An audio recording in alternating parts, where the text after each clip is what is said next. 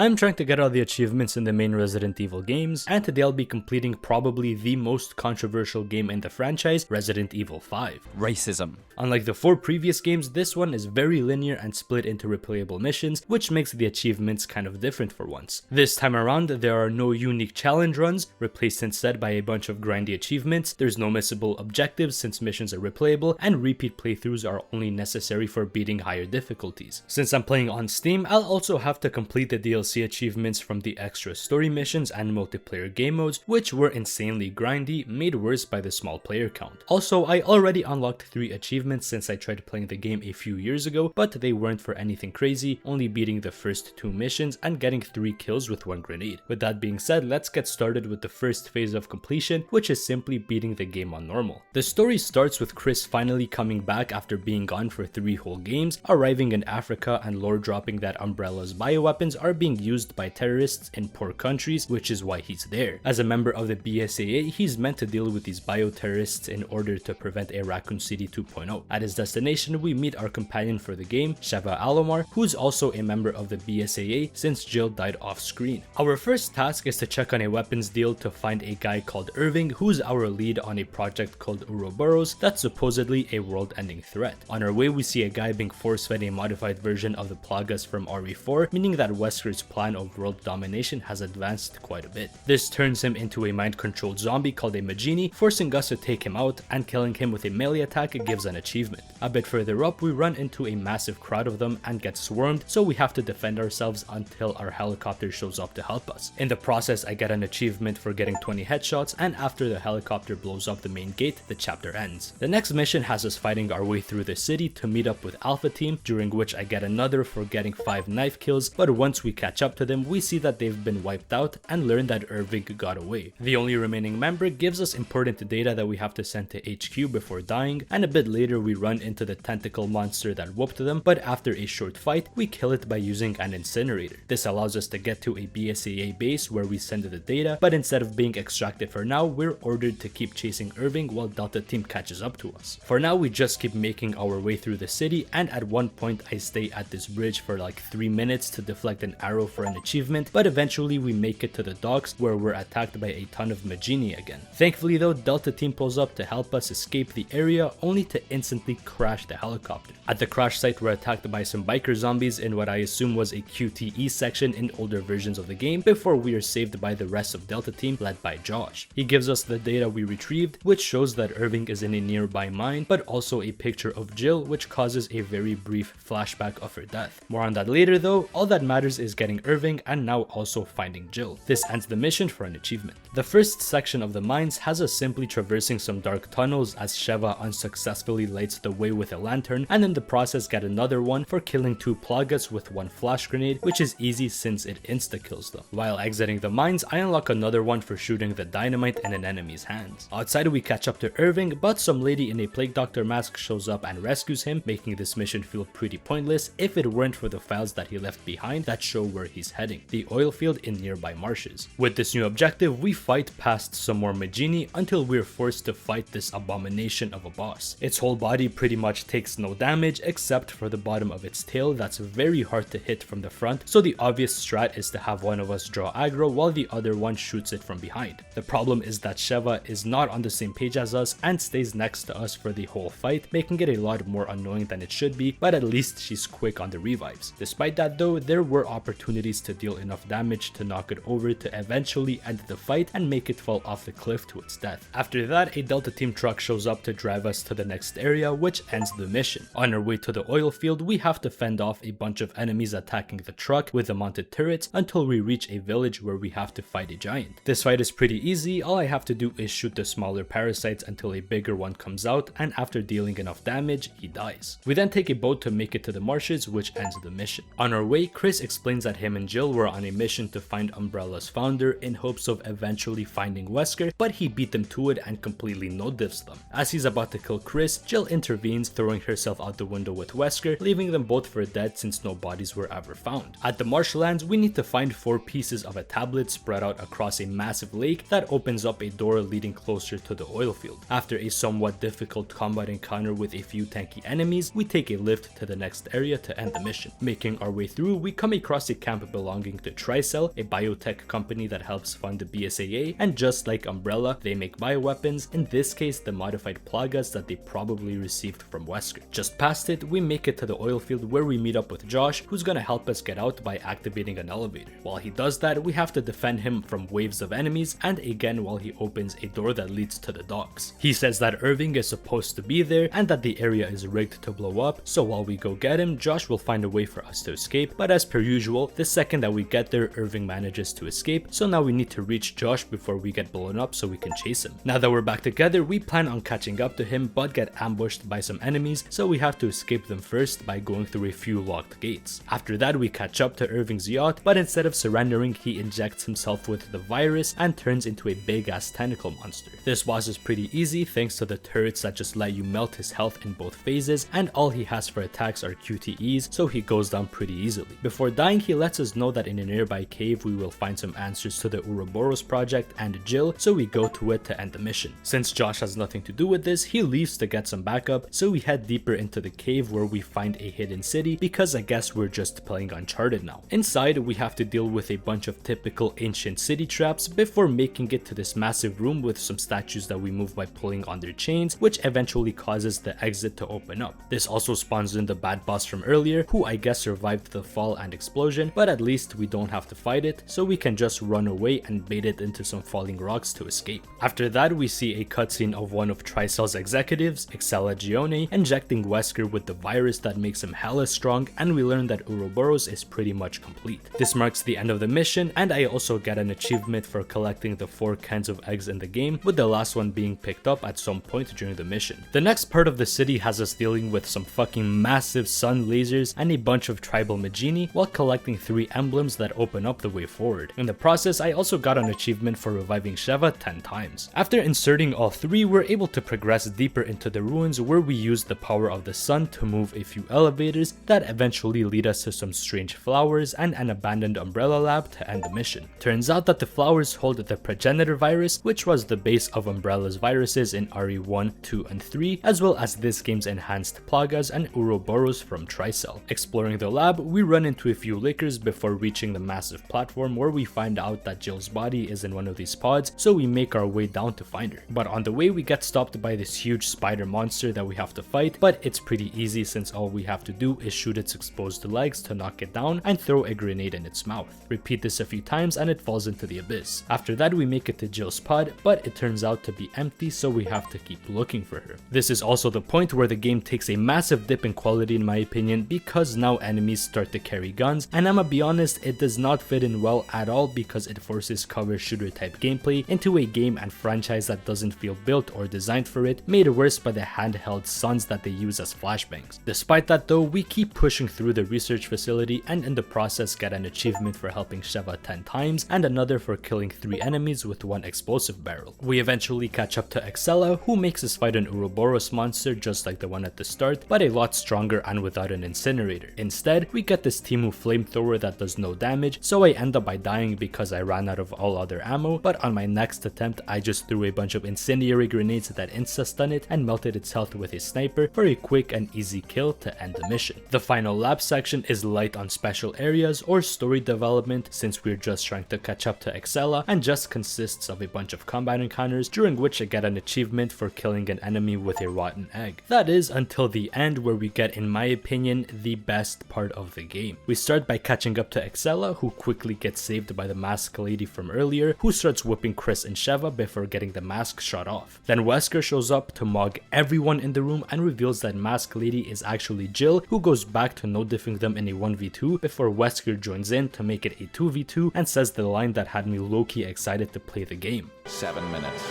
7 minutes is all I can spare to play with you. Turns out that he's a bit of a problem, so we keep getting no-diffed even outside the cutscenes, so we have to hide until he gets bored and decides to dip, leaving Jill behind to keep whooping us. She's not actually evil though, just controlled by a device on her chest that we have to damage enough to be able to pull off. Once that's done, Jill's back to normal and tells us that we need to stop Wesker before he spreads Ouroboros globally, so we leave her behind and reach this massive ship that he's on to end the mission. Inside, we catch up to Excella for like the third time at this point, yet she somehow escapes despite being cornered by Chris Redfield of all people, but at least we made her drop a case with something that's gonna come in clutch later. After that, we have to go through a decent amount of combat, including a new fat ass minigun guy who feels harder than most of the game's bosses so far, to reach an elevator that ends the level. This also shows what happened between Spencer and Wesker before Chris and Jill got there. We learned that Wesker was manufactured by being enhanced with the progenitor virus, Spencer wanted to become a god through the virus, and Wesker took up that dream and killed Spencer, which is why he created Ouroboros. This also ends the mission. Now we actually catch up to Excella, but Wesker infected her with Ouroboros, which turns her into this mess of a monster, so naturally the only solution to this problem is the fucking Hammer of Dawn from Gears of War. This fight was so easy that I didn't even have to move, so no point going over it. After taking care of Excella, the mission ends. In the ship's control room, we see that Wesker is heading towards a bomber that he's gonna use to spread Ouroboros, and Jill tells us that he's buffed from a virus, so if we inject him with more, it should actually weaken him, and it just so happens that the case that Excella dropped had the right serum, so we have what we need to beat him. To reach Wesker, we have to go through a ton of enemies, including 2 minigun guys at the same time, which was very fun, but once we catch up to him, we get bodied instantly, and he reveals his generic motivation of saving humanity by killing pretty much everyone. Now we get to fight him 2-on-1, but he's still too strong and dodges all our shots. So to be able to damage him, we need to first turn off the lights so we're harder to see, then use a rocket launcher so that he grabs the rocket that we then shoot to stun him, which allows us to inject him with the serum. Also during this fight, I got an achievement for improving my bond with Sheva, but I don't know what procced it. This does manage to weaken him a lot, but he still makes it to the bomber, so now we have to chase him before he escapes. We barely make it on before it takes off, and now we have to stop him within a 5-minute limit before the Ouroboros missiles are deployed, but he keeps kicking our asses, so instead we open the airlock to crash the plane. It works, but now we're plummeting into a volcano where Wesker injects himself with Ouroboros, and since he's built different, he's actually able to use it effectively to reach final boss levels of power. After that, Sheva and Chris get separated, so to create a path for her to reach us, we just punch a boulder hard enough to move it into position. Now that we're together, we fight Wesker for the final time, and although he's pretty easy, he is a massive bullet sponge and takes hella ammo to put down, and even then, the fight only ends because he falls into the lava. He still doesn't die though, but thankfully Josh and Jill pull up to give us some rocket launchers so that we can finally finish him off and fly into the sunset to end the game. This gives achievements for beating the final mission and beating all missions on amateur and normal difficulty. Now we enter the second phase of completion, and that is to get any remaining miscellaneous achievements before moving on to higher difficulties. There are quite a few, so I'll try to get through them quickly, and they were also done on amateur to make them easier. The first 2 were done in the first mission and are for killing 3 Majini with 1 fire barrel and killing an enemy purely from generator damage. Then in the turret section, I have to kill a truck driver before destroying the truck, which was a bit harder because Sheva kept dealing too much damage, but I eventually got it. Another was for stabbing a licker after knocking it on its back. In the Jill and Wesker fight, there were 2 to get. The first was for removing Jill's mind control device while Sheva held her, and the other, which I forgot to record, was for damaging Wesker enough to make him leave early, and the strat is the same as in the final fight. The next one was a bit tricky because of iffy hit detection and was for headshotting an enemy while it was mid-jump. And finally, chaining a 3-hit combo with Sheva on these fat guys gave the last one. With these done, I move on to unlocking the infinite rocket launcher, which requires a cumulative completion time of under 5 hours for all missions, so to make it quicker I did it on amateur and finished with a time of around 3.5 hours thanks to my fully upgraded guns and knowing where to go in each mission. With this new overpowered gun and an infinite ammo sniper, I'm able to breeze past veteran difficulty while also destroying any BSAA emblems that I missed before for an achievement. Beating all missions on veteran gave one as well, but also unlocks professional, the hardest difficulty in the game, but before playing through it I want to unlock all remaining achievements to go in as prepared as possible and end the base game on a high note. To start off, I use all of the points that I've accumulated so far from completing missions to unlock all of Chris and Sheva's costumes and collectible figurines for an achievement each. Then I farm some gold by doing this loop to get enough money to buy all the weapons and fully upgrade them. And with 3 of those weapons, I had to get 30 kills, which I farmed in the first mission, and those are the minigun, stun baton, and longbow. With all that done, I head into professional with an infinite rocket launcher, a bullet and melee vest for both Chris and Sheva so we don't get one shot by every attack, 2 infinite snipers, and a stockpile of heals. Safe to say, professional was was pretty easy except for the giant fight since I don't have all that, and he's a lot tougher than even on veteran, as well as some parts on the ship because despite being kitted out, enemies with guns still melt me, especially if many shoot at once. But after only 3 hours of gameplay, professional has been cleared and all that's left is to collect a few remaining treasures that I've missed.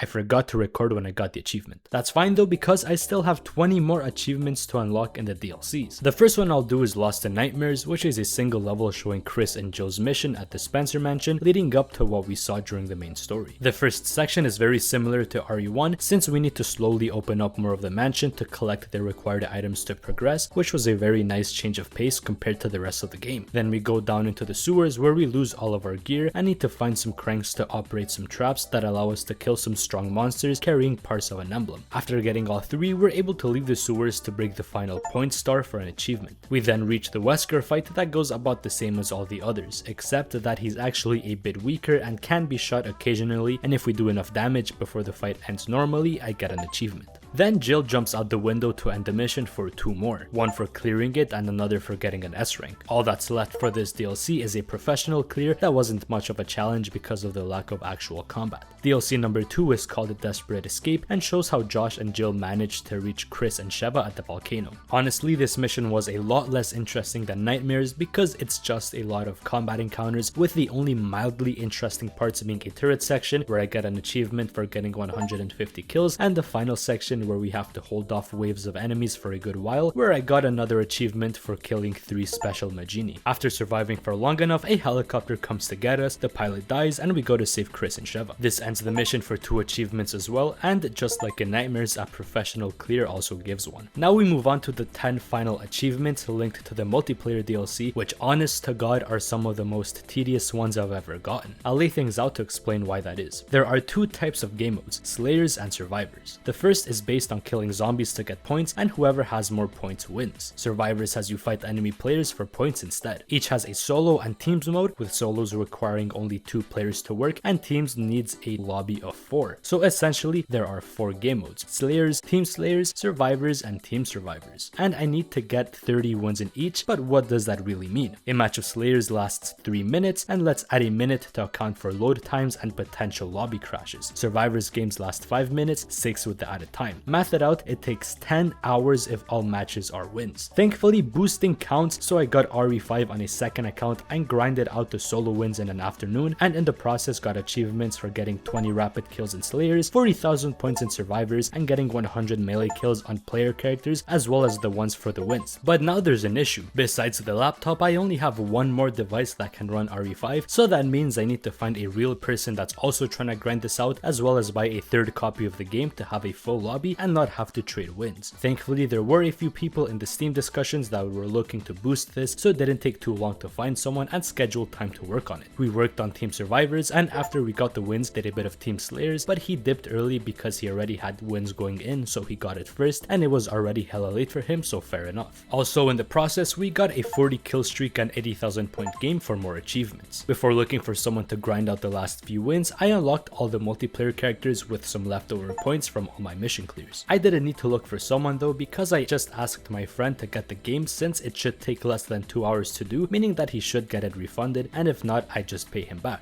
So with $30 more on the line, we grinded out the wins in just barely under 2 hours, all for me to not have OBS open. RE5 was a decently enjoyable game for the most part, but I can't help but feel that Capcom tried to implement too many things, and so did none particularly well besides the story, but at least we got RE5 Wesker, so things balance out. In terms of achievements, I wish that some were less grindy, but those that aren't are pretty standard and not annoying to get, especially because of the chapter select, even though I'm not a fan of it for the series. It wasn't a hard completion, just a long one, and from what I've heard, RE6 is just as bad, so if you don't want to miss that video, make sure to subscribe for that and more future game completions. Thanks a lot for watching, and until next time, take care and have a good one.